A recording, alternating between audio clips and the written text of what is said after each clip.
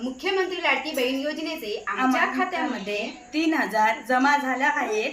त्याबद्दल आम्ही महाराष्ट्र शासनाचे आभार मानतो आणि आनंदी आहोत। नुकताच 100 दिवसाचा मुख्यमंत्री महोदयांचा कृती आराखडा होता।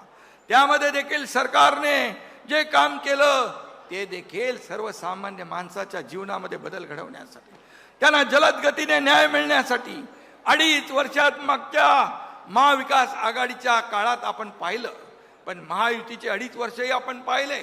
आम्ही टीम म्हणून काम केलं। एकीकडे विकास,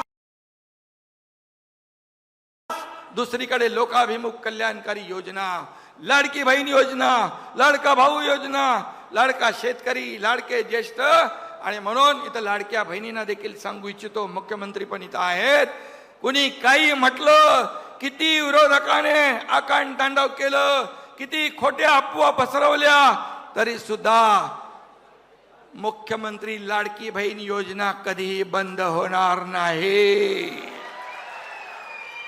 आणि म्हणून आम्ही जे जे वचन दिलंय त्या वचनाला आम्ही जागणार आहोत। आम्ही प्रिंटिंग मिस्टेक वाले नाही, दिलेला शब्द पाळणार आहे।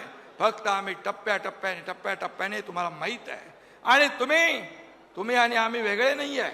आणि खऱ्या अर्थाने आज पुण्यश्लोक अहिल्या देवीने ज्या प्रकारे आदर्श कारभार केला, सर्वसामान्य माणसासाठी त्या जगल्या, आणि म्हणून त्यांचा आदर्श डोळ्यासमोर ठेवून आपण काम करतोय।